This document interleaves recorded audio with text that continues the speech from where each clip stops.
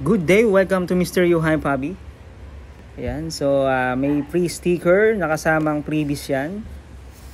At syempre ito yung ating unit na KJWorks UG or Urban Gray ZZ Shadow 2.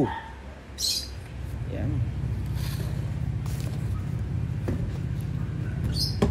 Licensed by ASG, meaning ng ASG ay Airsoft Guns.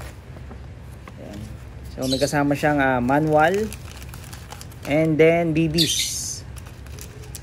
Parang 100 shots. And syempre yung ating magazine capacity 26 rounds. Powered by green gas. Syempre meron ding magazine na pang CO2 para sa ZZ. Yan, so ito yung ating unit. Yan. Urban Gray Edition, modern design, heavy full metal construction. Syempre yung kanyang grip ay ultra thin aluminum. Yan. Ang brand nito ay KJWorks. KJ means not just wood or may company ito yan, Hwanju Works Company.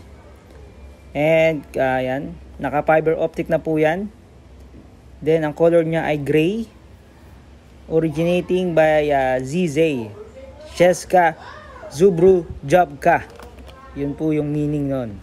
Manufacturer found in 1936. Yan. Siyempre, replica pistol, model niya ay ZZ75. Yan, ang power niya ay PS niya ay 300 based sa kanyang details. Yan. Shooting mode, semi-auto. Blowback, yan, may blowback yan siyempre. Half-up adjustable.